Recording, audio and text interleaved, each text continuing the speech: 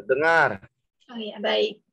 Selamat pagi Bapak Ibu peserta dan narasumber yang saya hormati. Sebelumnya saya ucapkan terima kasih banyak kepada Bapak Ibu semua karena telah berkenan meluangkan waktunya di akhir pekan ini untuk mengikuti acara webinar Researcher Academy yang diselenggarakan oleh generasi peneliti ini. Mudah-mudahan semua yang ada di sini dalam keadaan sehat walafiat. Amin ya rabbal alamin. Amin. Baik, sebelum kita mulai acara ini, marilah kita terlebih dahulu untuk berdoa agar acara kita ini bisa berjalan dengan lancar. Berdoa dimulai.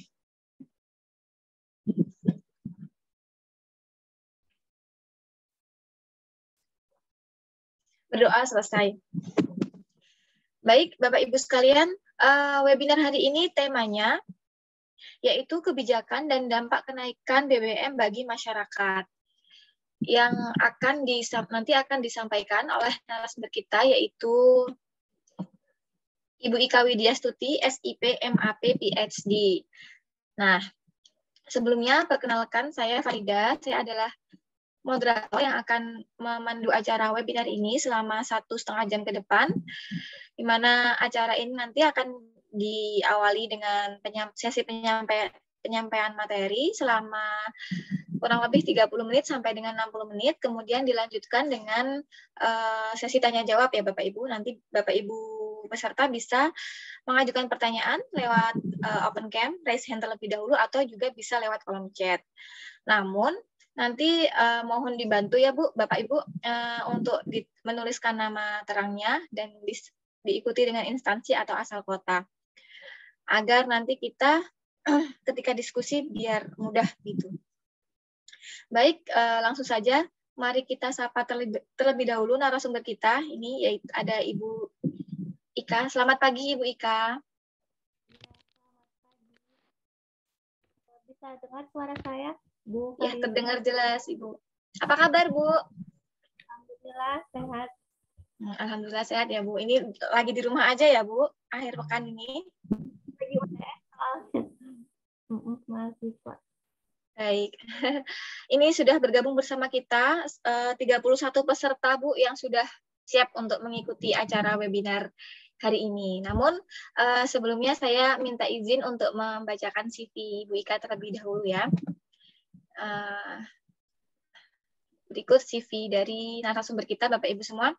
Ibu Ika Widyastuti merupakan seorang dosen di Universitas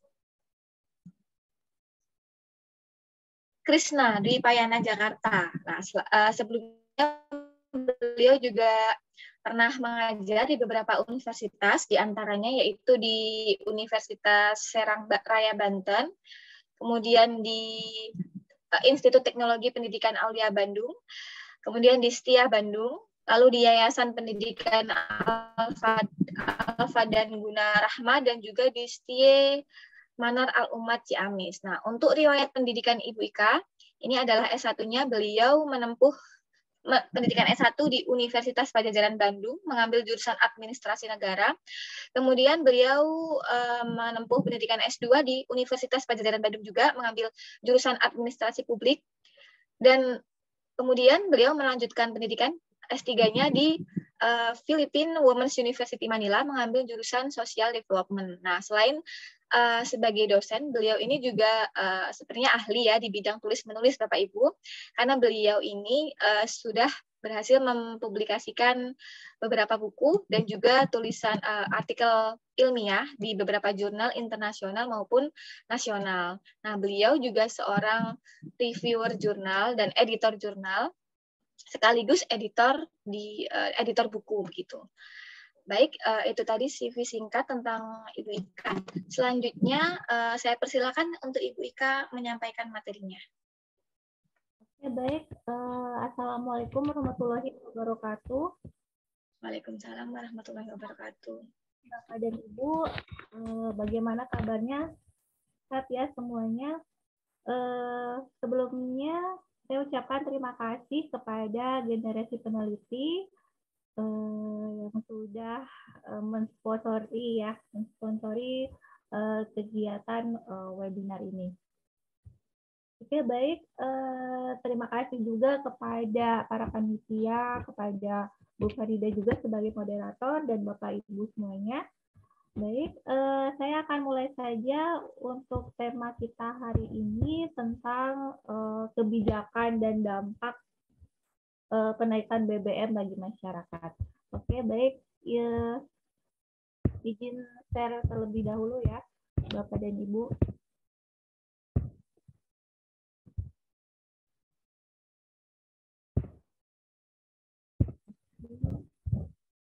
Oke, bagaimana Bapak dan Ibu? Sudah terlihat PPT-nya? Lihat, Bu. Terlihat, Bu. Nah, ya. Oke, baik. Kita langsung saja. Nah, Bapak dan Ibu, mengapa saya sangat tertarik sekali dengan tema ini ya, mengenai kebijakan dan dampak kenaikan BBM bagi masyarakat. Nah, karena latar belakang saya juga mengenai administrasi publik tentang kebijakan ya, jadi saya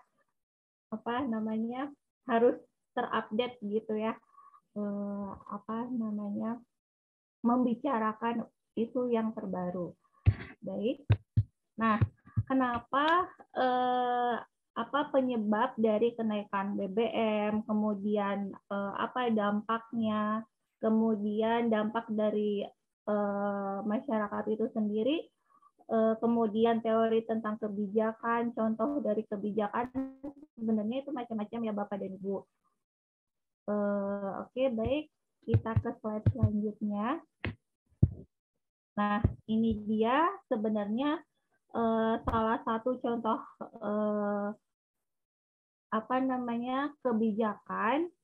kebijakan dari pemerintah itu sendiri sebenarnya banyak ya contohnya, entah itu kebijakan IKTP, kemudian kebijakan BPJS gitu ya, dan lain sebagainya. Itu banyak sekali kebijakan dari pemerintah. Nah sebelum saya ingin menjelaskan tentang contoh-contoh dari kebijakan kenaikan BBM, nah saya terlebih dahulu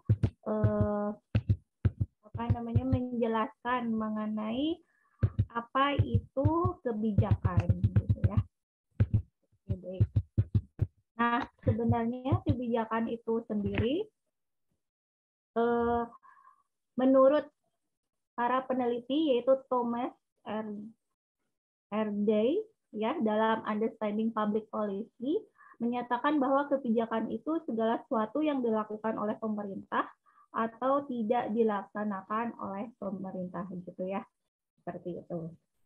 Nah, kemudian kebijakan publik menurut Anderson, kebijakan yang diambil oleh badan dan pejabat pemerintah. Jadi yang namanya pemerintah itu berhak untuk melakukan kebijakan gitu. Sama-sama sebelum ini sumbernya saya ambil di Citrametric Score. Biasanya Bapak Ibu usia dosen atau peneliti yang baik, saya lanjut lagi ya. Nah, kemudian tujuan dari kebijakan itu sendiri pada intinya adalah untuk mensejahterakan masyarakat ya melalui peraturan yang dibuat oleh pemerintah. Kemudian tujuan kebijakan itu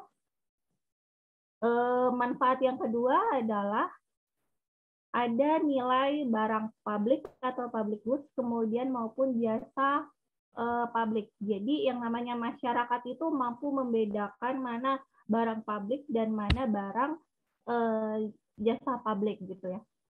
Mana jasa publik maksudnya di sini. Nah, kemudian publik itu bisa meningkatkan kualitas hidup dengan adanya kebijakan dari pemerintah. Nah, kemudian tahapan-tahapan dari kebijakan publik saya ambil dari teori dari Harold F. Gardner ya tahun 1984. Ternyata kebijakan publik itu tidak langsung pemerintah putuskan gitu ya, gitu, tapi harus ada tahap-tahapnya terlebih dahulu. Jadi ada 5 tahap di dalam kebijakan publik. Yang pertama itu adalah identifikasi masalah, yang kedua formulasi, ketiga legitimasi, 4 aplikasi, dan kelima evaluasi. Nah, tahap yang pertama, pemerintah sebelum menetapkan kebijakan publik itu, yang pertama itu adalah kita harus pemerintah melakukan formulasi terlebih dahulu. Apa itu formulasi? Formulasi itu jadi pemerintah itu harus membuat strategi, kemudian memantapkan teknologi dan analisis dampak lingkungan. Nah, yang kedua ini adalah adopsi. Adopsi ini merupakan kolaborasi ya, atau gabungan dari teori politik dan teknik dana. Jadi tidak mungkin yang namanya kebijakan publik itu tidak ada anggarannya gitu ya. Pasti dibutuhkan dana. Kemudian kalau berbicara tentang teori politik, ini kan berhubungan dengan kekuasaan atau kewenangan dari pemerintah itu sendiri. Nah, kemudian tahap yang ketiga itu adalah aplikasi. Aplikasi ini merupakan suatu program dalam bentuk organisasi, di mana pemerintah bisa memutuskan penetapan harga, kemudian pelaksanaan di dalam kebijakan itu seperti apa, itu termasuk rangkaian di dalam tahapan aplikasi.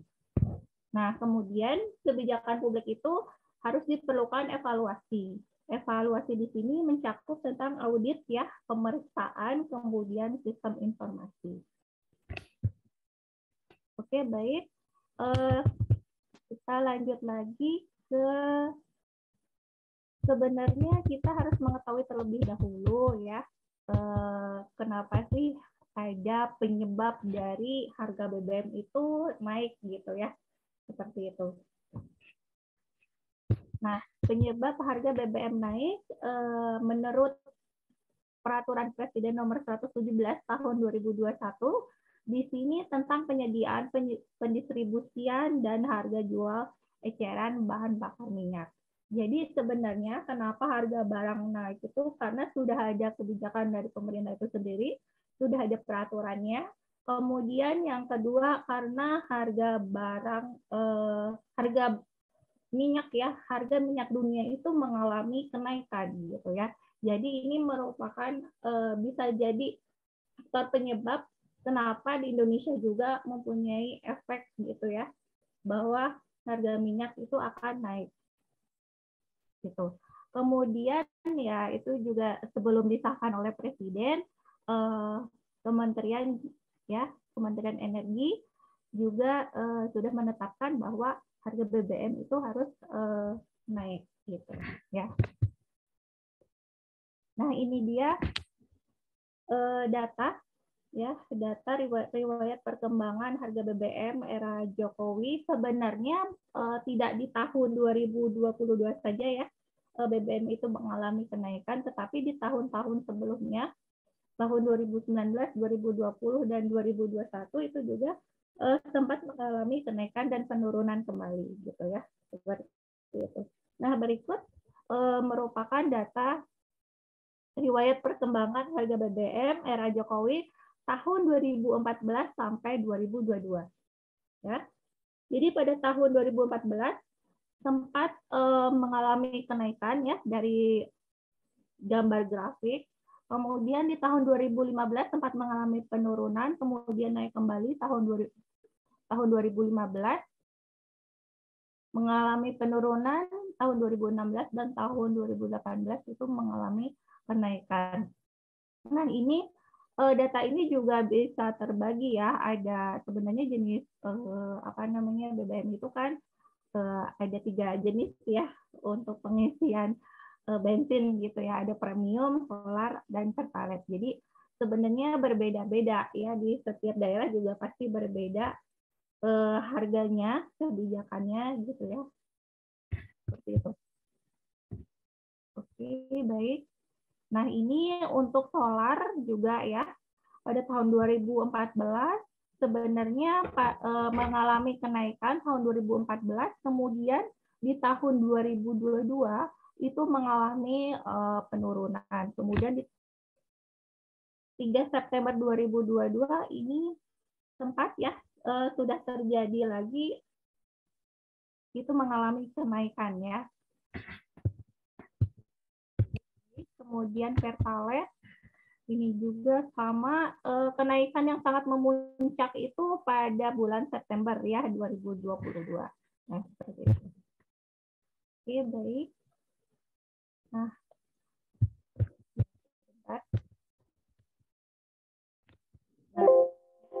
jadi sebenarnya pemerintah di sini resmi menaikkan harga BBM jenis Pertalite, Solar, dan Pertamax itu mulai September ya 2022. Tapi di tahun sebelumnya juga sudah sudah mengalami kenaikan dan penurunan kembali.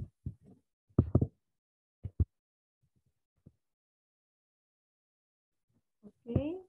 Di sini sebelumnya sebenarnya harga BBM sempat mengalami kenaikan ya pada tahun 2018, kemudian turun kembali di tahun 2019 dan kembali naik ya pada September 2022.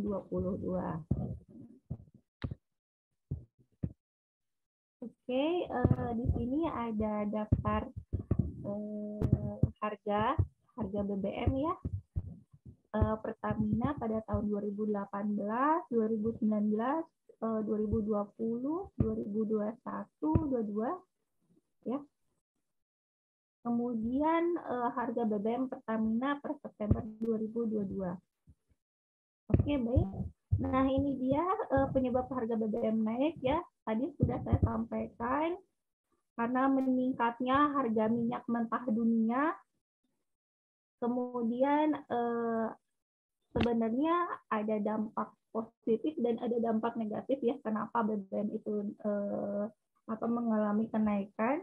Dampak positifnya ya supaya pengalihan subsidi bahan bakar minyak yang tepat sasaran gitu ya. Jadi sebenarnya contohnya gitu ya, misalkan hanya jenis bahan bakar misalkan premium. Jadi premium itu hanya digunakan kepada masyarakat kelas bawah misalkan seperti itu. Tapi kalau misalkan untuk solar, Pertalite itu untuk masyarakat kalangan atas misalkan seperti itu. Jadi kebijakan ini ya diharapkan dapat dikonsumsi oleh masyarakat gitu ya, tepat sasaran gitu. Nah, dari dampak atau misalkan efek dari kenaikan harga BBM ini ternyata pemerintah tidak acuh begitu ya, cuek terhadap masyarakat itu tidak, tetapi pemerintah itu sendiri mengalami perubahan kebijakan. Nah, pada bulan September ya, bulan September naik dan akhir September pula itu mengalami penurunan harga BBM gitu. Ya, ini diharapkan supaya masyarakat yang membeli misalkan premium gitu ya tepat sasaran gitu ya ke masyarakat tingkat bawah, masyarakat menengah ke bawah maksudnya seperti itu. Nah, jadi yang namanya pemerintah juga untuk mengurangi beban masyarakat juga memberikan bantuan ya, bantuan langsung tunai dan bantuan sosial seperti itu. Kemudian, oke, ini tadi sudah ya mengenai data. Oke, baik. Nah, ini saya sampaikan bahwa dari Presiden Joko Widodo sendiri resmi mengumumkan kenaikan harga sejumlah BBM bersubsidi, Pertalite, dan solar itu pada bulan September tahun 2022. Ya, seperti itu. Oke, kemudian kenaikan harga BBM ini bukan yang pertama. Jadi pada tahun 2014 silam juga Pak Jokowi sudah melakukan penyesuaian harga BBM, gitu ya.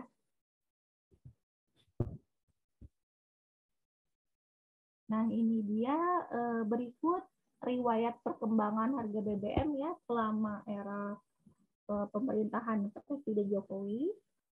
Pada tahun 2014, harga premium itu mengalami kenaikan ya.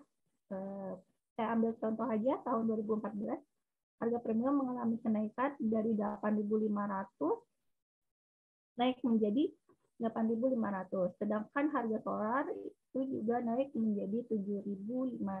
Sedangkan tahun 2015 mengalami penurunan ya untuk harga BBM.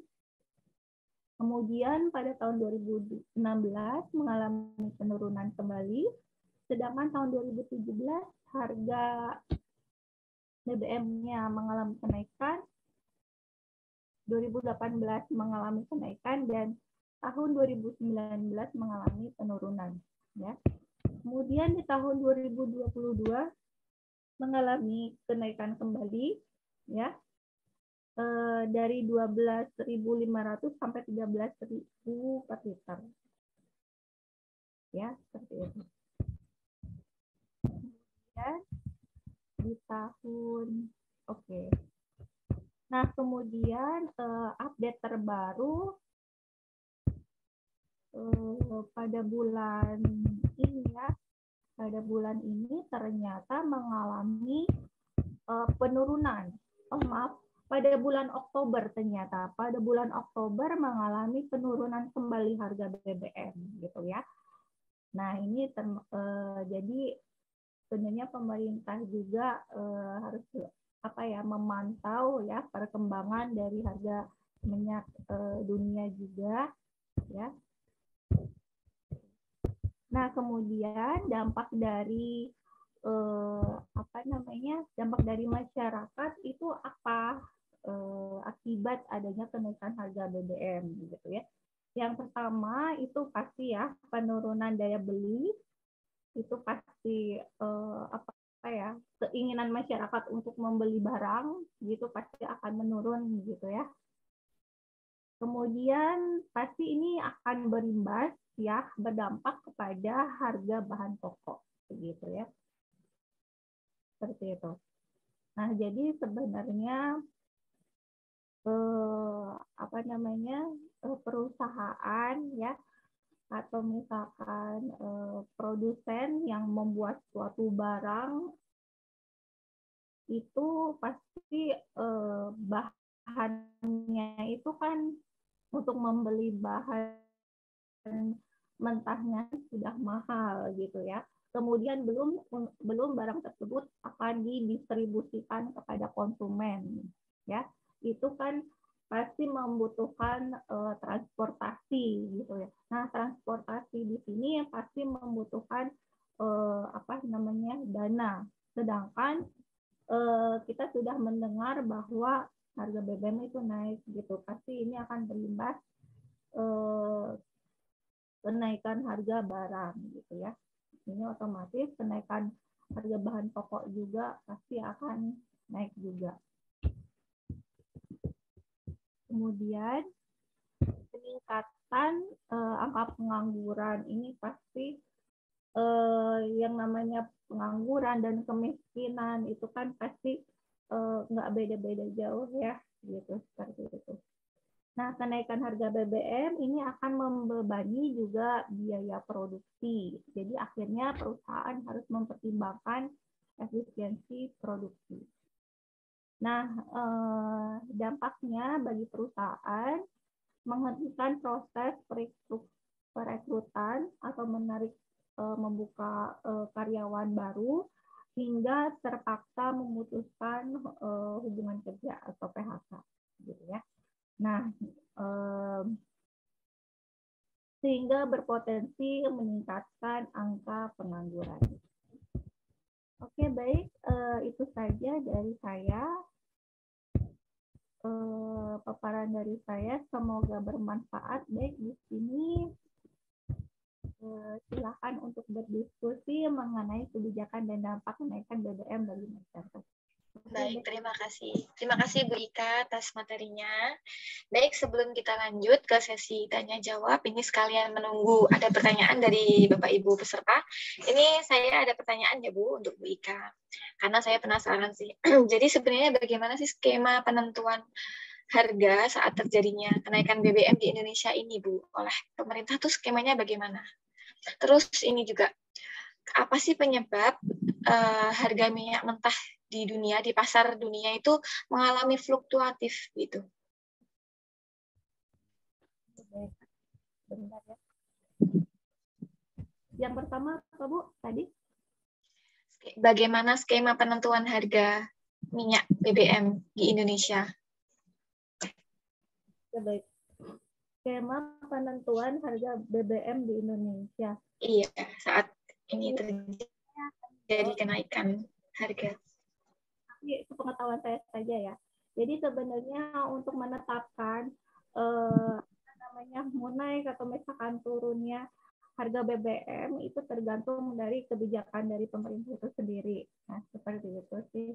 Gitu. Jadi yang namanya pemerintah juga pasti akan melihat situasi dan kondisi di negara Indonesia ini. Kemudian juga yang saya bilang tadi bahwa yang namanya harga BBM kenapa itu mengalami kenaikan atau penurunan, yaitu tergantung dari harga minyak dunia gitu.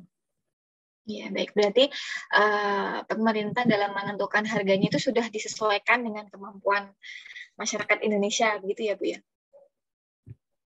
Daya beli, begitu istilahnya. Iya Bu. Oke, pertanyaan selanjutnya Bu Farida. Apa sih penyebab harga minyak dunia di pasar dunia itu bisa fluktuatif gitu, kadang naik kadang turun, itu kenapa sebenarnya, apa yang jadi penyebab utamanya? Oke, baik. Oke, baik, ini hanya pengetahuan saya saja ya, tapi bisa saja Bapak dan Ibu bisa menambahkan ya. Sebenarnya kenapa harga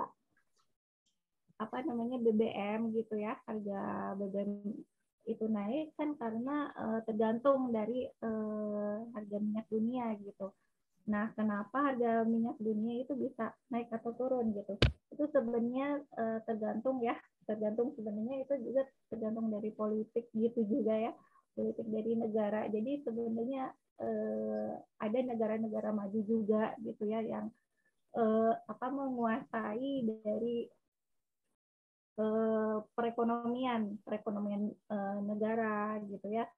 Contohnya Amerika dan lain sebagainya. Kemudian apabila terjadi misalkan peperangan nih ya. Iya, ini yang katanya penyebab utamanya karena terjadi perang ini ya. Akhirnya peperangan itu juga akan berdampak berefek harga bahan dunia mengalami kenaikan gitu. Itu saja. Ya. Baik Ibu, ini sembari menunggu pertanyaan yang masuk, ini ada baru satu sih. Ini gimana Bu, mau sharing tentang penelitian Ibu dulu itu bagaimana? Meneliti apa sih Ibu Ika dulu waktu kuliah? Oh, kuliah. Iya, waktu iya semua saat S1 maupun S3 itu penelitian tentang apa Ibu? Oh, sebenarnya ya sebagai seorang dosen itu kan ya alhamdulillah ya kita berkecimpung di dalam dunia pendidikan. Jadi sebenarnya ilmu kita nggak di situ-situ saja. Jadi ilmu kita juga pasti berkembang. Mau nggak mau kita sampai akhir hayat kita harus belajar terus-menerus gitu ya. Jadi sebenarnya ya alhamdulillah di tahun 2022 ini saya melakukan penelitian tentang alhamdulillah itu Sinta 3 ya, terakreditasi Sinta 3 itu mengenai inovasi e-government gitu, tentang kepemerintahan gitu ya. Kemudian di dalam penelitian juga saya membuat suatu buku juga ya gitu. Alhamdulillah saya di tahun 2021 memenangkan hibah PDP juga ya, penelitian dosen pemula itu tentang strategi bagaimana untuk mengatasi kemiskinan ya dalam perspektif kebijakan publik gitu. Ya. Baik, bagaimana Ibu strateginya itu kalau boleh tahu? Strateginya baik. Bisa diceritakan sedikit gitu isi dari hasil penelitiannya? Jadi strategi untuk memenangkan hibah PDP itu ya tidak sulit sih sebenarnya. Jadi sebenarnya sebelum pengumuman kita sebelum kita mengetahui ada nih pembukaan hibah, misalkan ada hibah entah itu PDP, tesis gitu ya, atau matching fund. Jadi sebenarnya kita harus pelajari terlebih dahulu nih ya. Waktu dulu sebenarnya pengalaman saya dulu sebenarnya saya setahun itu saya mempelajari tentang PDP, sistematika penulisannya itu seperti apa gitu ya. Kan berbeda ya dari template-nya. Dari template-nya itu pasti berbeda. Kemudian dari abstraknya itu juga harus harus diperhatikan gitu ya. Kalau misalkan abstrak itu misalkan 300 kata ya, harus 300 kata gitu ya. Jadi nggak boleh melebihi 300 kata. Jadi harus patuh gitu. Ya, harus sesuai yang dibutuhkan oleh penyelenggara itu. Baik, terima kasih Ibu sharingnya. Ini kita lanjut ke sesi tanya jawab aja Bu ya, karena sudah ada yang bertanya ini, yang mau bertanya ini sepertinya ada yang raise hand dari Bapak Ali Munir. Silakan Pak Ali Munir untuk menyampaikan pertanyaannya. Oke, terima kasih atas kesempatannya. Saya dari mahasiswa S2 Universitas Tangerang Raya. Ya, salam kenal sama Ibu Ika sebagai dosen di mana Bu? Di Universitas Krisnadipayana. Oh, Udipayana ya. Oke, ini saya melihat dari judulnya kebijakan dan dampak kenaikan BBM bagi masyarakat.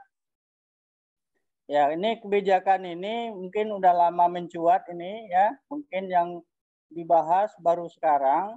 Ya, semenjak pemerintahan di Indonesia ini berdiri, mulai dari Soekarno sampai ke Soeharto, sampai pun Megawati, Gus Dur, dan terakhir Jokowi, ini kebijakan ini terus melambung naik gitu. Dampaknya sangat prihatin terhadap masyarakat, karena dampak ini berpengaruh ke kebijakan politik. Setiap diadakan pemilihan presiden, ini ada permainan kebijakan ini. Kalau seandainya ada pemilihan tuh otomatis setiap tahun tuh saya lihat itu harga minyak turun. Setelah itu naik kembali karena dia udah duduk di posisinya sebagai kursi presiden. Jadi ini dampaknya merasa berat terhadap masyarakat menengah ke bawah. Ya, dampaknya bukan sebagai barang saja tapi ke jasa. Jasanya dampaknya bagi menengah ke bawah itu adalah naiknya harga sembako, naiknya kebutuhan-kebutuhan lain. Ya, kalau zaman di Presiden Soeharto itu kebijakan ekonomi itu dikelola oleh pemerintah. Sekarang kan tidak dilempar ke pasar.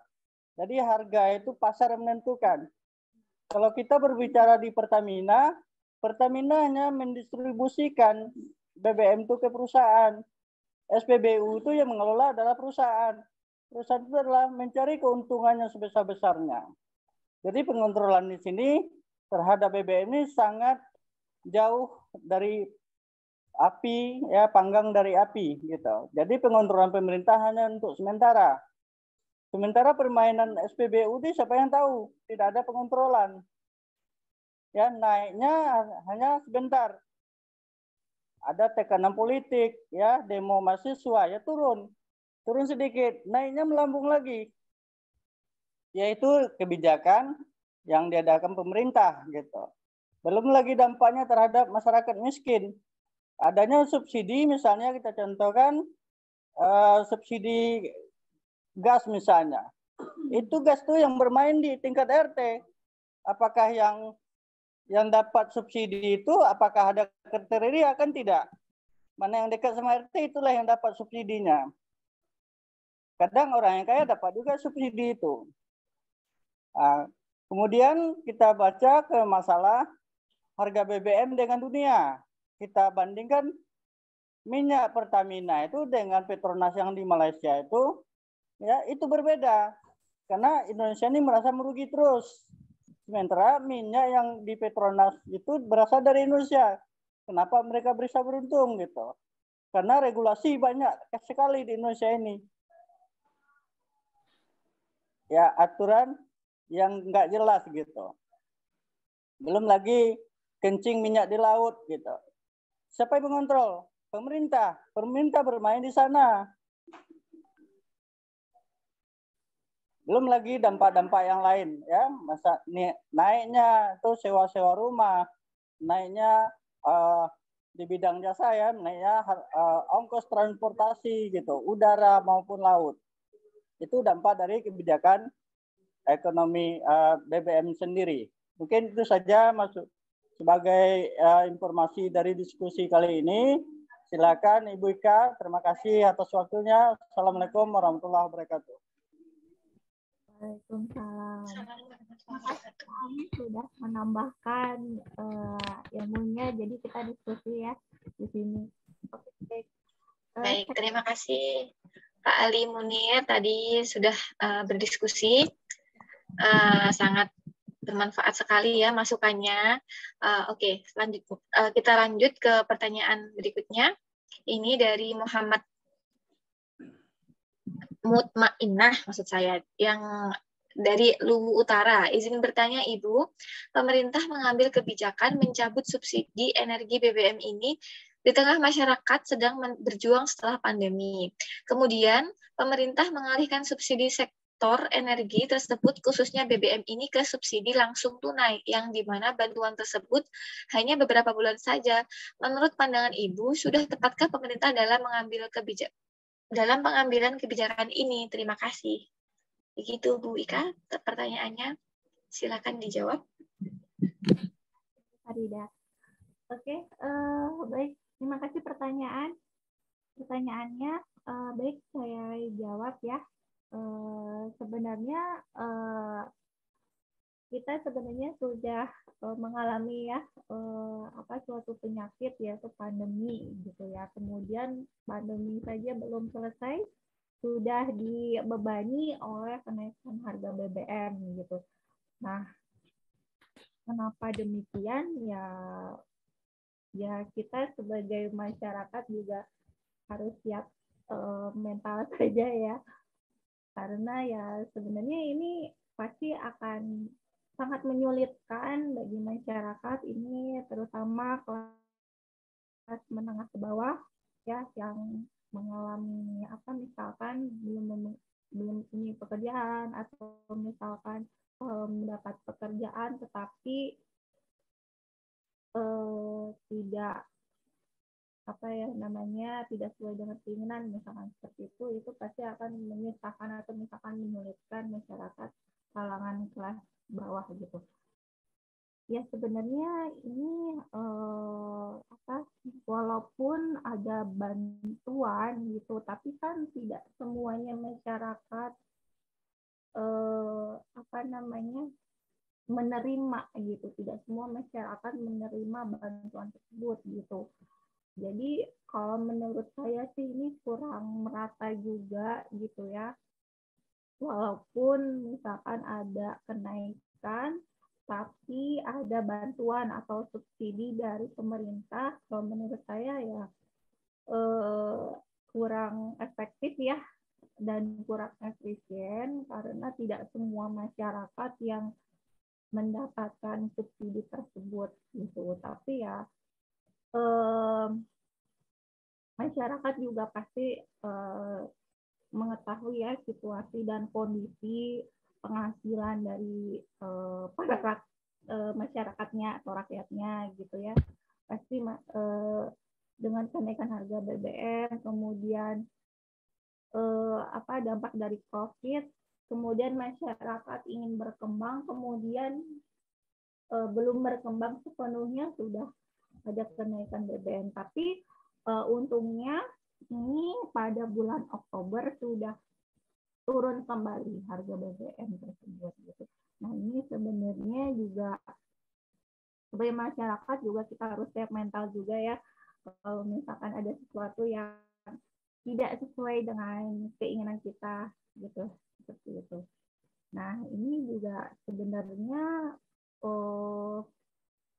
berhubungan atau misalkan berkaitan dengan politik juga gitu. Kemudian juga tadi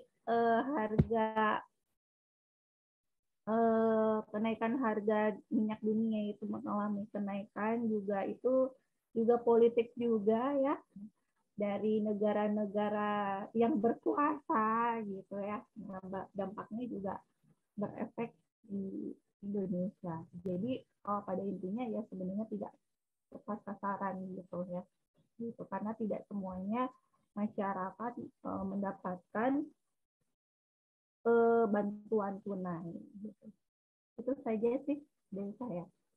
Baik, terima kasih Ibu Ika. Kita lanjut ke pertanyaan berikutnya. Ini ada pertanyaan dari Ibu Dian Setiawati. Pertanyaannya, bagaimana strategi dan kebijakan untuk mengatasi kerentanan pangan dan kemiskinan ekstrim akibat dampak BBM? Bagaimana masyarakat harus menyikapi untuk kenaikan BBM? Gitu Bu pertanyaannya. Oke, bagaimana strateginya gitu ya? Oke, baik.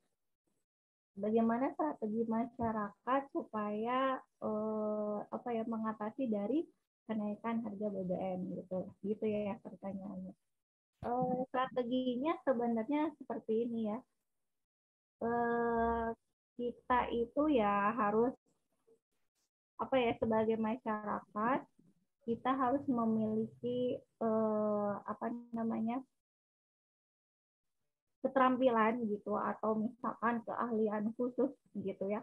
Jadi sebenarnya dampak dari kenaikan BBM kan adanya pengangguran, kemiskinan. Nah, bagaimana sih strategi kita supaya terhindar dari itu, misalkan dampak negatif yang paling besar sekali, misalkan kita PHK gitu, misalkan seperti itu. Nah, berarti yang namanya masyarakat itu harus memiliki atau mempunyai keahlian atau skill tertentu gitu. Jadi kalau misalkan suatu hari ada keadaan atau kondisi yang tidak sesuai dengan keinginan kita, misalkan seperti itu, ya kita harus ya mental juga gitu ya. Jadi ya kita harus memiliki keahlian, keterampilan, sehingga kalau misalkan kita sudah memiliki keterampilan dan keahlian, kita tidak capek-capek untuk melamar kerja gitu. Jadi masyarakat Indonesia bisa membuka lapangan kerja sendiri gitu. Jadi nggak harus kita capek-capek melamar kerja atau perusahaan gitu. Jadi ya. Jika efeknya terhadap ini Bu, untuk mengatasi kerentanan pangan bagaimana Bu? Untuk mengatasi kerentanan, iya. Itu kan oke, baik. Cara mengatasi kerentanan pangan saat BBM naik. Pada saat BBM naik. Oke, baik. Ya pada intinya ya sebenarnya itu harga barang pasti sudah naik gitu ya. Ya itu dia. Misalkan contohnya ada masyarakat, misalkan ada pemerintah atau pemerintah desa atau misalkan pemerintah kota, itu kan menjual barang sembako tetapi dengan biaya yang murah, misalkan seperti itu. Atau misalkan pemerintah memberikan bantuan misalkan sembako untuk kalangan kelas masyarakat kelas menengah ke bawah ya bisa membelinya barang tersebut, barang sembako dengan cuma-cuma atau bisa diberikan secara cuma-cuma, jadi alias gratis gitu, misalkan seperti itu. Baik.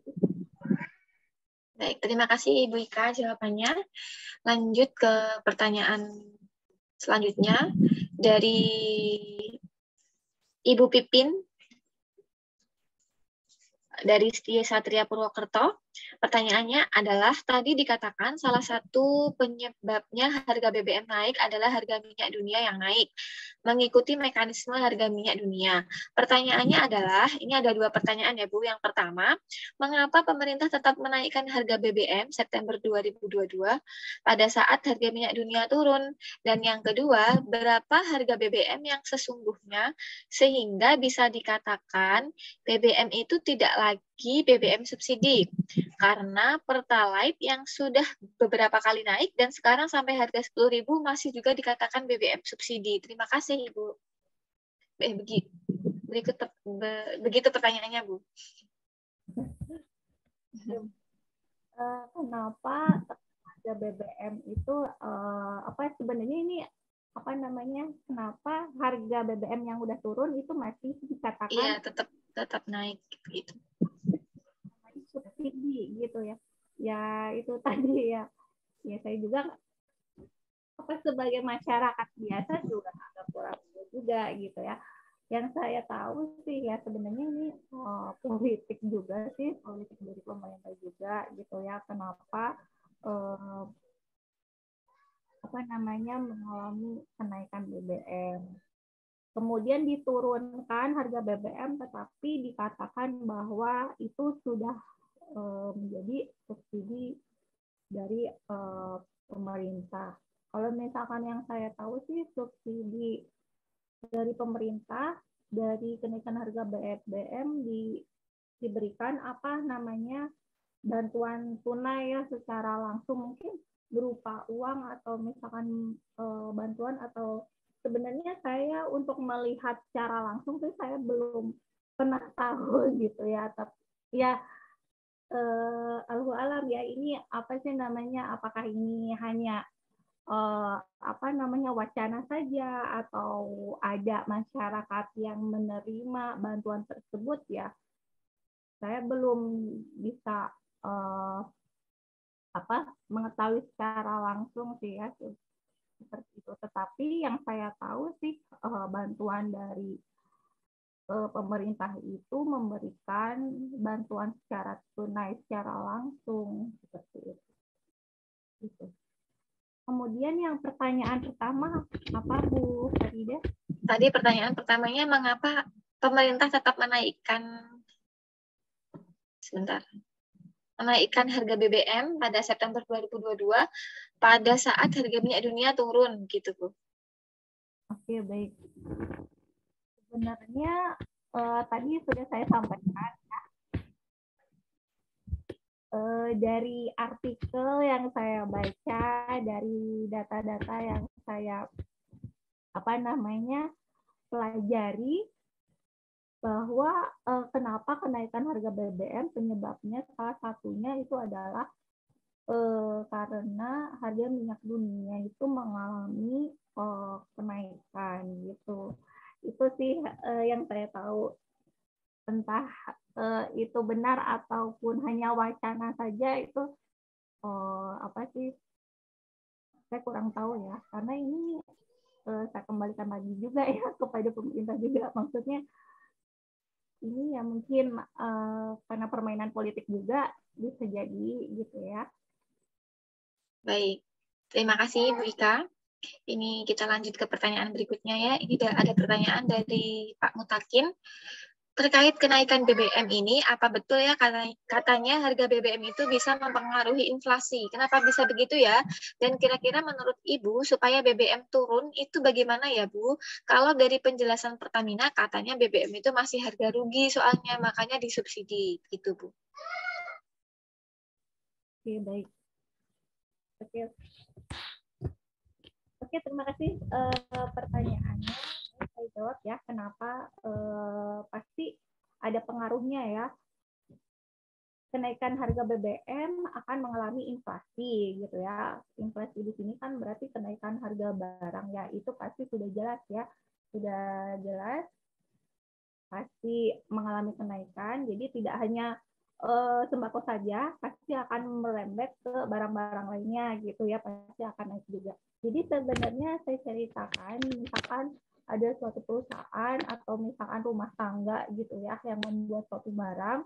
Nah, untuk membeli bahan bakunya saja itu kan pasti membutuhkan modal atau misalkan dana yang tidak kecil gitu ya, pasti membutuhkan biaya sangat besar gitu. Nah, kalau misalkan sebelum BBM naik, ya mungkin harga untuk memperoleh bahan baku ya, bahan mentahnya saja ya mungkin terjangkau. Tapi kalau misalkan rumah tangga kecil-kecilan atau misalkan perusahaan membuat suatu barang kemudian ingin didistribusikan atau menyalurkannya kepada konsumen atau masyarakat, itu kan pasti membutuhkan transportasi gitu ya. Gitu. Nah, transportasi itu sudah ditentukan bahwa ada kenaikan harga gitu ya. Kenaikan harga BBM. Nah, itu pasti otomatis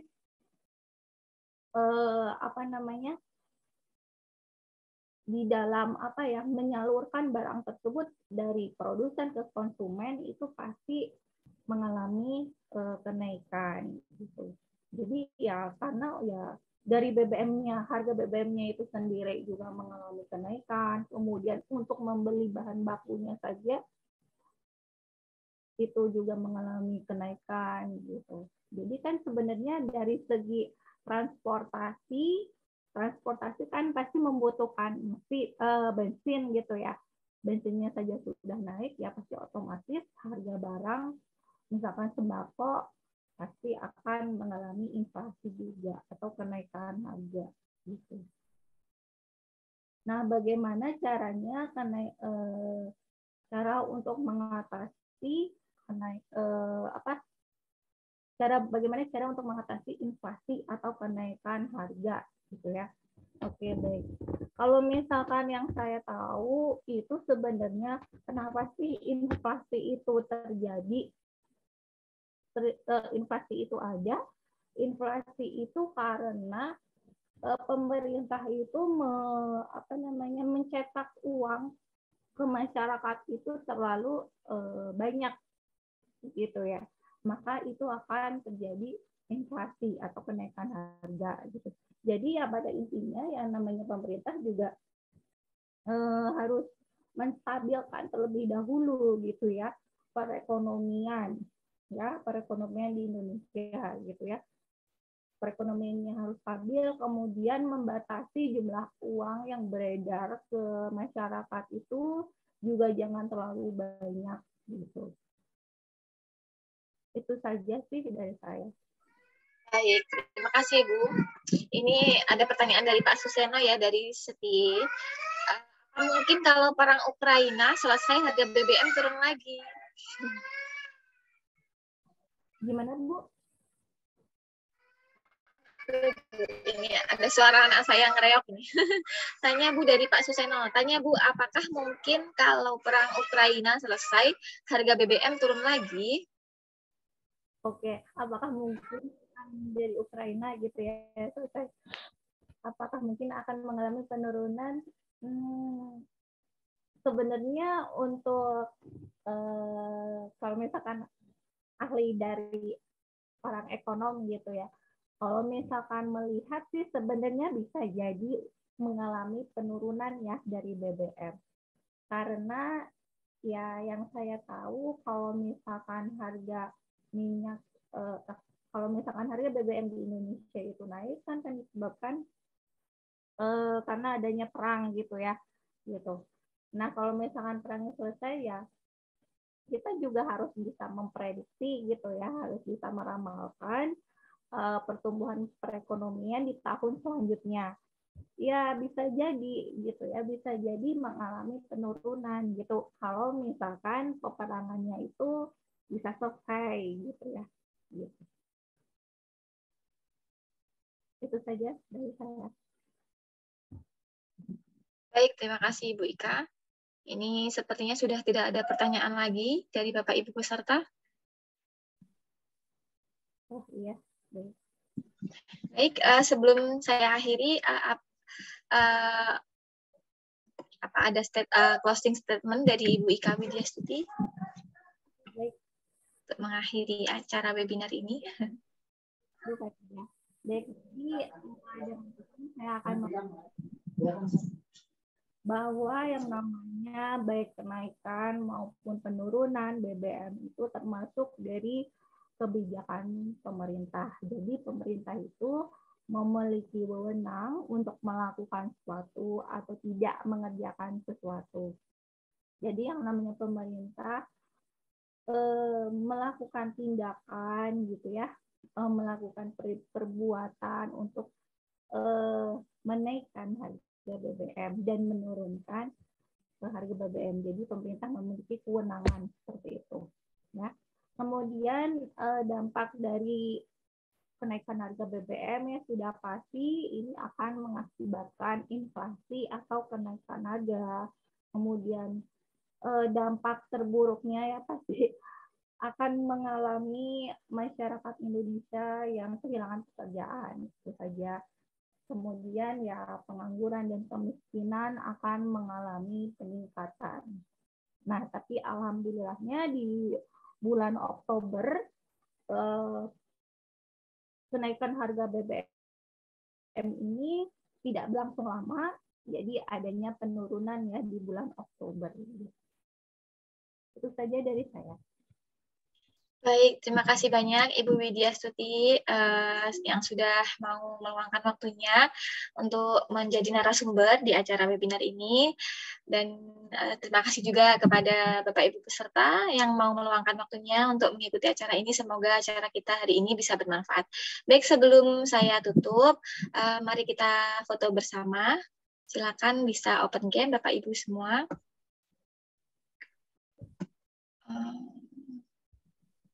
Baik, akan saya hitung. 1, 2, 3. Lanjut.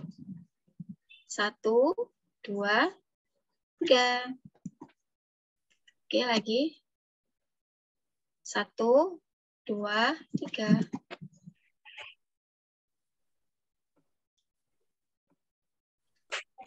Satu, dua, tiga.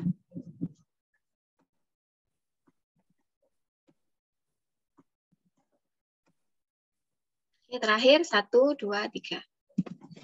Baik, terima kasih semuanya. Saya juga mohon maaf jika ada salah-salah kata dalam berucap. Saya akhiri. Wassalamualaikum warahmatullahi wabarakatuh. Assalamualaikum warahmatullahi wabarakatuh. Terima kasih, Bu Ika.